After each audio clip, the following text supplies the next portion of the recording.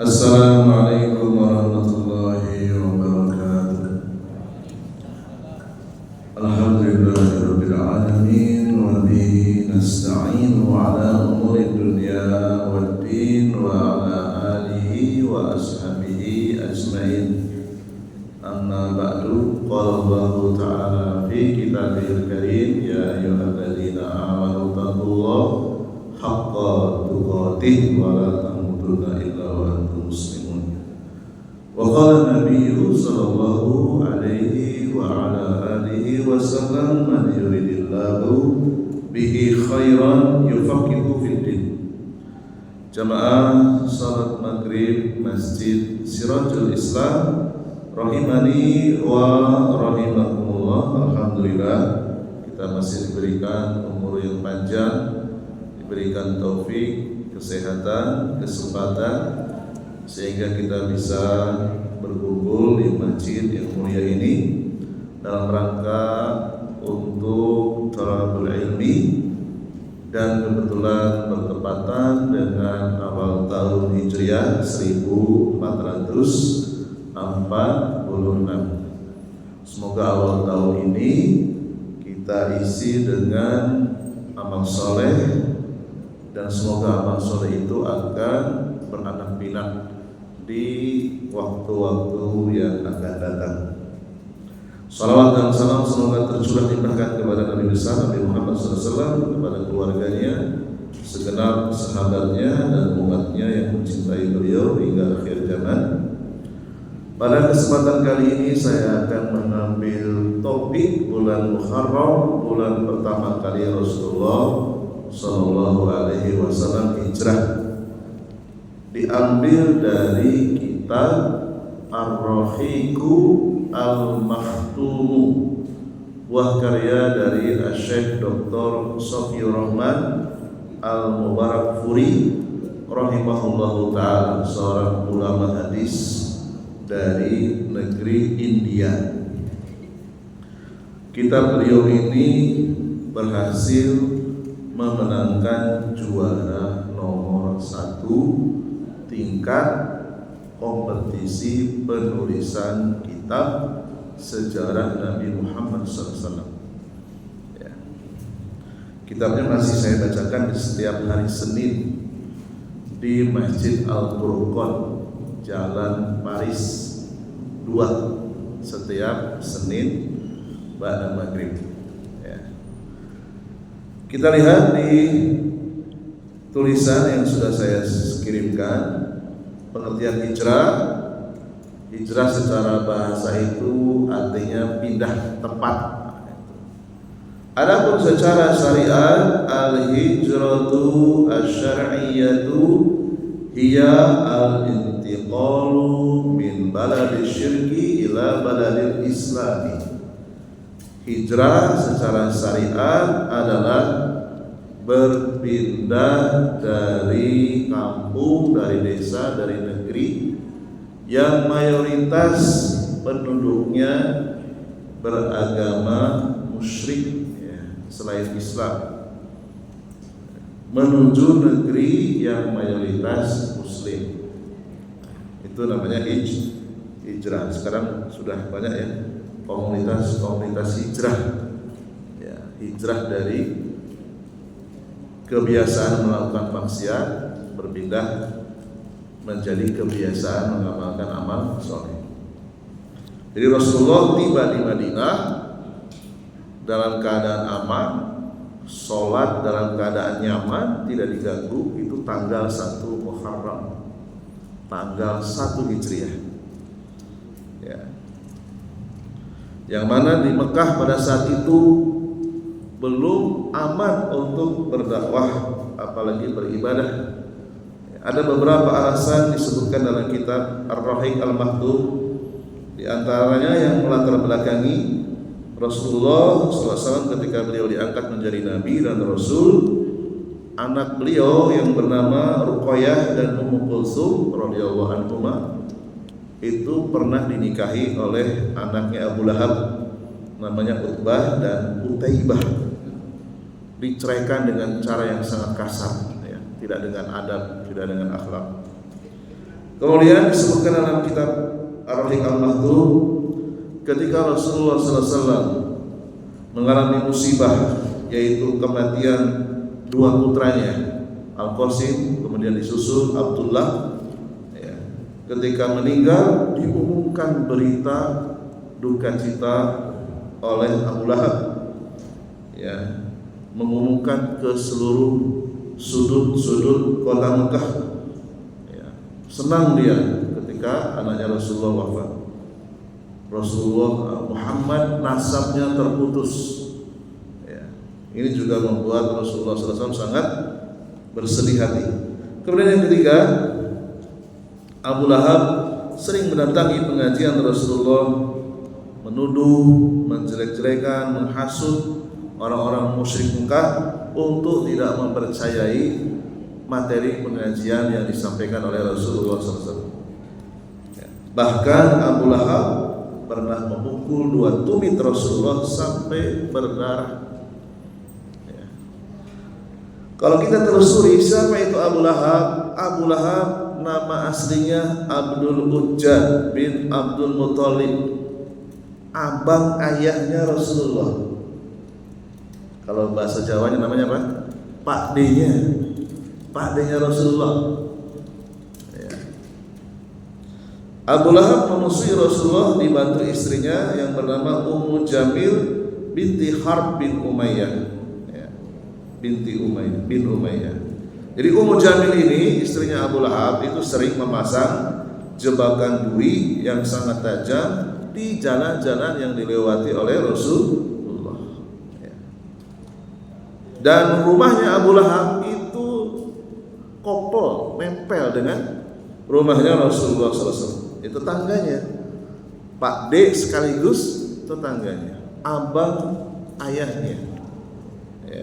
Jadi Abu Lahab dan istrinya ini betul-betul sangat memusuhi, mengajak musyrikin Mekah untuk tidak mempercayai Rasulullah SAW.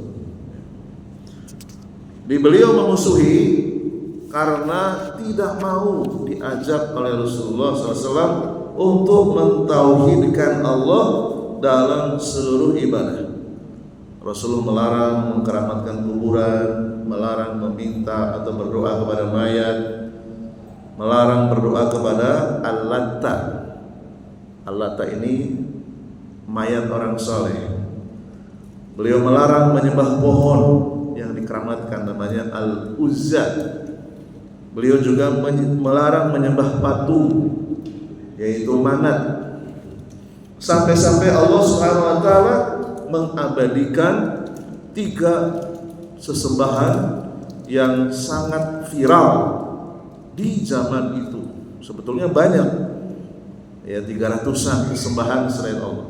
Tetapi yang paling viral itu 3, disebutkan dalam surat An-Najm ayat 19 sampai dengan 20. Afara'aitumul Lata wal Uzza wa Manata as-salisatal ukhra.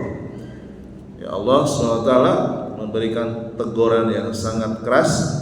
Apakah pantas wahai orang-orang musyrik Mekah menganggap Al-Lata, Al-Uzza dan Manat sebagai Tuhan-Tuhan selain Allah? Gara-gara inilah Abu Lahab dan istrinya memusuhi Rasulullah karena tidak mau tobat dari kesyirikan.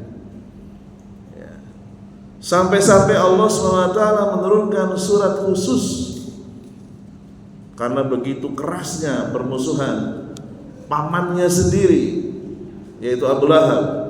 Tabbat yada abi lahabin wa tab, ma agna anhu maluhu wa ma kasab, dan seterusnya.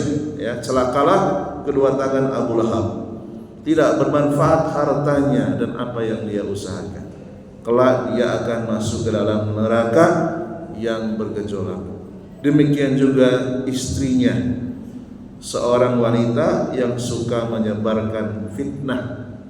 Di lehernya ada tali sabut yang dipintal. Di dalam surat ini, jamaah sekalian rahimani wa rahimakumullah, Walaupun Abu Lahab dan istrinya itu musyrik, kata-kata wa imra'atuhu, imra'atun, kalau kita baca tafsirnya itu istri, artinya istri. Berarti kita bisa beristinbat, bisa mengambil hukum. Islam mengakui pernikahan di luar Islam kalau keduanya masuk Islam. Ya, di Al-Quran menyebut istrinya Abu Lahab dengan kata-kata imro'atu. Umpamanya begini Pak ya, ada suami istri nih non muslim, dia masuk Islam, dua-duanya masuk Islam, maka syahadatnya sudah otomatis mengesahkan nikah, tidak perlu nikah lagi. Kalau salah satu bagaimana? Ditunggu, tawarkan pasangannya mau masuk Islam atau enggak. Kalau tidak masuk Islam ya sudah tinggalkan. Mau nikah lagi silakan, atau mau menunggu juga silakan sampai keduanya masuk Islam. Ya, jadi tidak perlu mengulang nikahnya kembali. Ya. Kemudian disebutkan dalam kitab Ar-Rahimul Mahdur selain Abu Lahab, ya, beberapa nama yang disebutkan dalam kitab tersebut yang sering mengganggu Rasulullah SAW, membubarkan kajiannya. Pengajian Rasulullah dibubarkan di mana-mana. Di antaranya adalah Al-Hakam bin Abi Al-Ash, Uqbah bin Abi Mu'id, Ali bin Hamra ibnu Al-Ashda. Semuanya mati dalam keadaan kafir kecuali yang masuk Islam, yaitu Al-Hakam bin Abi Al-Ash. Ini adalah tetangga dekat yang rumahnya depan, belakang, kanan, kiri. Ya, tetangga Rasulullah SAW. Orang-orang ini kebiasaan mereka sering menjatuhkan rahim kambing ketika beliau sholat. Ya. Kemudian memasukkan bangkai ke periuk yang biasa digunakan untuk memasak di dapurnya Rasulullah SAW. Sudah biasa melemparkan kotoran ke rumah beliau. Saking bencinya, ya, tidak mau diajak untuk mentauhidkan Allah. Menumpahkan kotoran unta ketika sujud. Itu dilakukan oleh Uqbah bin Abi Mu'id. Kemudian Fatimah radhiyallahu anha membersihkan kotorannya. Kemudian Rasulullah berdoa, ya, karena sudah berkali-kali, puluhan kali. Ya, beliau bukan malaikat, beliau seorang manusia. Diberikan kemuliaan, beliau juga diberikan perasaan. Sama seperti kita, kalau diganggu terus-terusan ya, sisi kemanusiaan juga ada. Ya. Beliau mengucapkan apa? Allahumma alaika bi Quraisyin 3 kali. Allahumma alaika bi Quraisyin, ya Allah berikan balasan setimpal kepada Quraisy musyrik yang jahat. Lalu kemudian Uqbah bin Abi Mu'id langsung seketika dadanya langsung sesak napas. Ya. Demikian juga ketika Uqbah menumpahkan kotoran unta, orang-orang musyrik lainnya yaitu Abu Jahal. Abu Jahal ini raja Mekah. Utbah bin Rabi'ah, Syaibah bin Rabi'ah, Al-Walid bin Utbah, kemudian Umayyah bin Khalaf. Ya, Rasulullah mengucapkan doa untuk memberikan ancaman kepada mereka. Allahumma alaika bi Abi Jahlin wa alaika bi Utbah bin Rabi'ah wa Syaibah bin Rabi'ah wal Walid bin Utbah wa Umayyah bin Khalaf wa Uqbah bin Abi Mu'id. Ya. Kemudian Abdullah bin Mas'ud melihat Rasulullah menyebutkan orang-orang yang diancam dengan doa beliau, dan ternyata orang-orang tersebut mati, yang kemudian dimasukkan ke dalam sumur Badar, ya, yang disebutkan namanya tadi mati, ya, dimasukkan ke dalam sumur Badar. Bahkan seorang tokoh kafir Quraisy yang bernama Umayyah bin Khalaf, karena seringnya mencaci maki Rasulullah SAW, sampai turun surat khusus orang yang sering mengejek pun diabadikan oleh Al-Quran. Ya. Wailul likulli humazatil lumazah. Jadi surat ini turun untuk menakut-nakuti Umayyah bin Khalaf. Ya, tapi ternyata juga nggak mau beriman. Ya.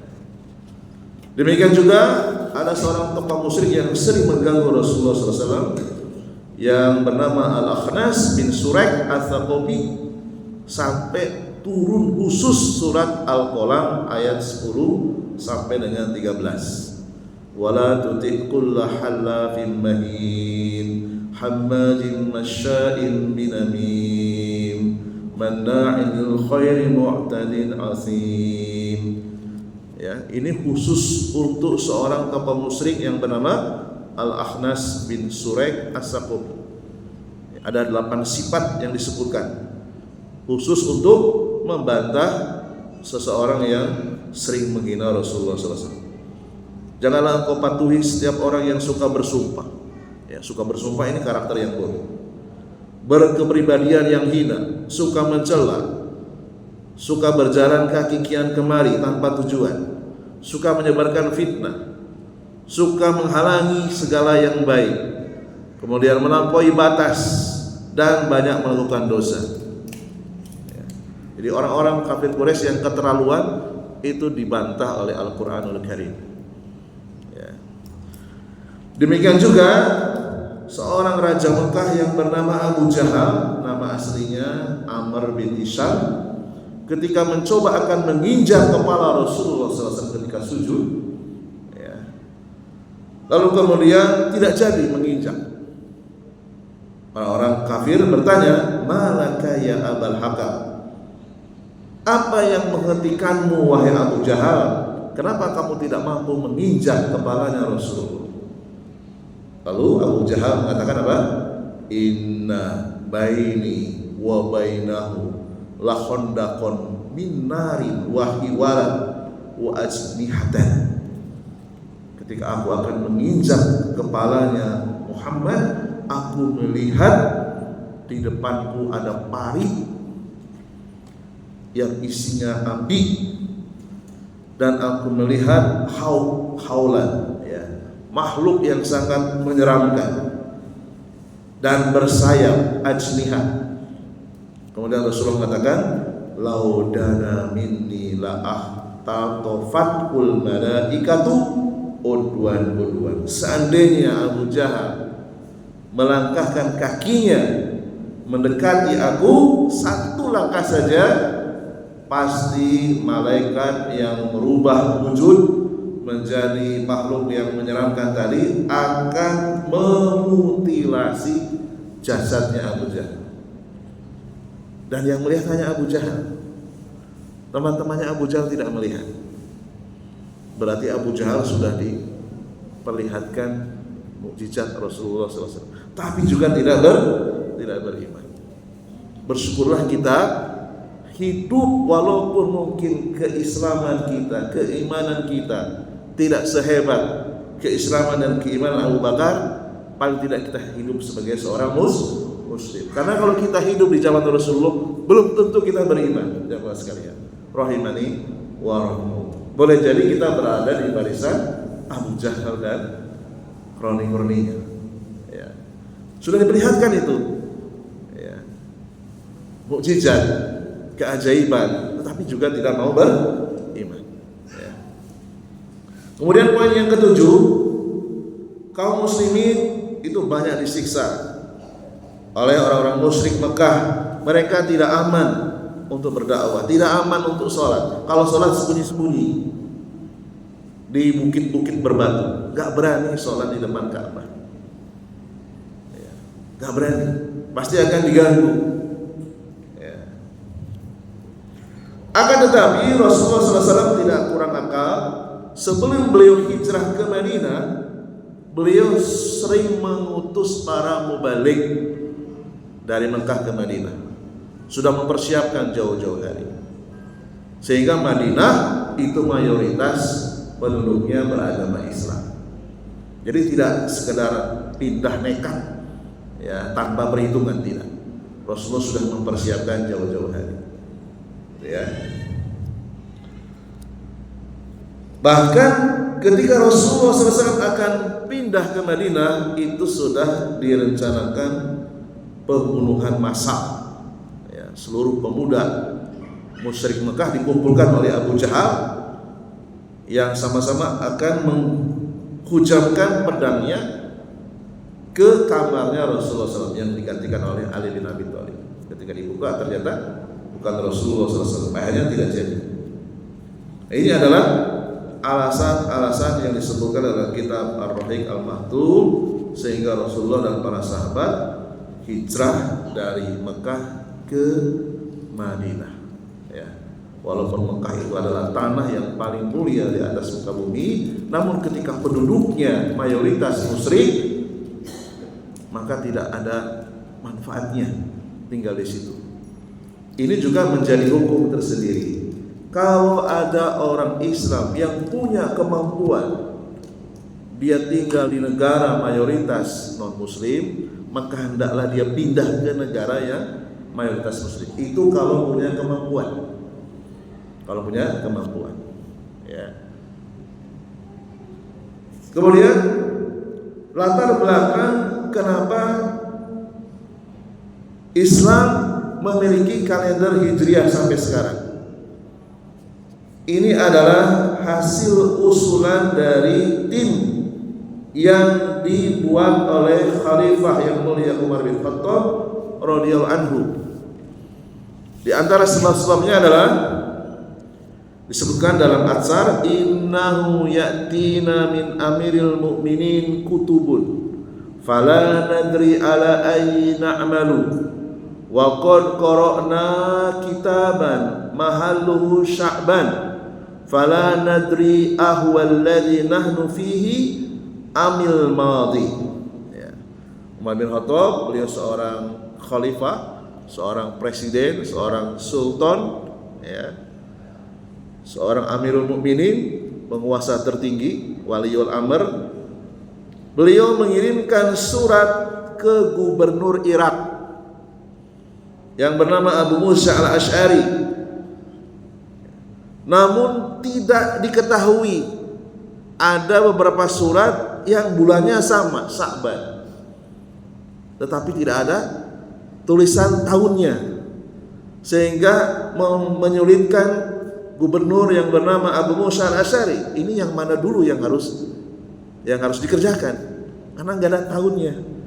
Nah, inilah yang menjadi sebab kemudian Umar bin Khattab yang menerima beberapa usulan. Ada 3 usulan, jamaah sekalian rahimani wa rahimakumullah. Yang pertama, kalender Hijriah ditulis dimulai lahirnya Nabi. Usulan yang kedua, kalender Hijriah dimulai wafatnya Nabi. Kemudian usulan yang ketiga, bagaimana kalau ditulis semenjak Rasulullah berhasil hijrah ke Madinah, yaitu 1 Muharram. Nah, usulan yang pertama, yang kedua ditolak. Alasannya karena yang pertama bertasabuh, mengikuti kebiasaan Nasrani. Nasrani membuat kalender dimulai kelahiran Yesus. Yang kedua ditolak, Majusi membuat kalender dimulai dari hari kematian rajanya. Umat Islam tidak mau mengikuti 2 golongan ini. Umat Islam menetapkan 1 Muharram, 1 Hijriah, yaitu ketika Rasulullah sudah tiba di Madinah, sholat dalam keadaan aman, tidak diganggu. Usulan ini diterima, ya. Dan usulan ini berasal dari sahabat yang mulia Ali bin Abi Thalib radhiyallahu anhu. Umar bin Khattab menyetujui usulan ini, usulan yang ketiga. Beliau mengatakan, al-hijratu farraqat bainal haqqi wal batili fa'rihu biha. Kejadian hijrah menjadi pemisah antara yang benar dan yang salah. Jadikan dia sebagai patokan penanggalan. Para sahabat semuanya setuju. Ijma, sepakat. Ya. Di antara dalil yang melatar belakangi kesepakatan para sahabat, di antaranya adalah surat At-Taubah ayat 108. La masjidul ussisa 'ala taqwa min awwali yaumin ahaqqu an taquma fi. Sesungguhnya masjid yang didirikan di atas dasar takwa sejak hari pertama itu lebih layak kamu sholat di dalamnya, yaitu tanggal 1 Muharram 1 Hijriah. Inilah yang menjadi latar belakang ditulisnya kalender 1 Muharram 1 Hijriah, yaitu ketika Rasulullah sudah sampai di Madinah. Jadi jamaah sekalian rahimani wa rahimakumullah, Islam itu sangat cinta tertib administrasi. Itulah Islam. Jadi kalau ada orang yang kurang tertib administrasinya, berarti kurang mencontoh, ya, kurang mencontoh para sahabat. Ya. Jadi surat menyurat itu harus ada tanggalnya, tahunnya, harus jelas. Ya.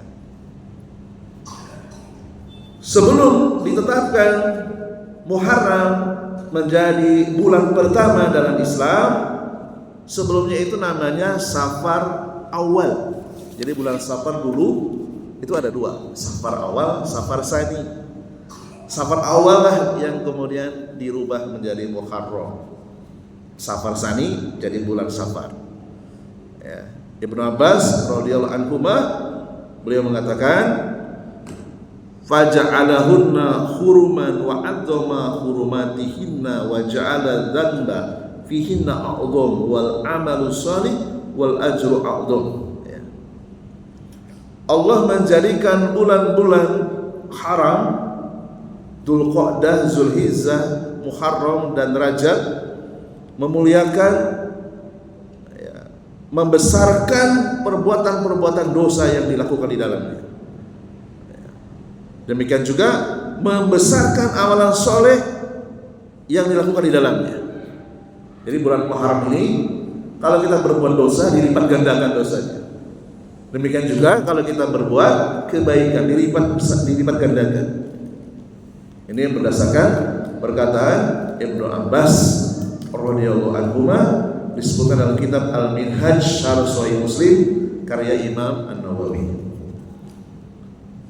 Di antara beberapa keutamaan yang disebutkan dalam hadis riwayat Muslim, Afdhalul siyam ba'da Ramadan syahrullahil muharram wa afdhalus shalah ba'dal fariidhah salatul lail. Puasa yang paling utama setelah Ramadan adalah puasa yang dikerjakan di bulan Muharram. Sedangkan salat yang paling utama setelah salat wajib adalah salat tahajud. Hadis riwayat Muslim nomor 1163. Akan tetapi walaupun paling utama bukan berarti puasa sebulan penuh, tidak. Artinya hanya kemampuan kita seberapa banyak, silakan.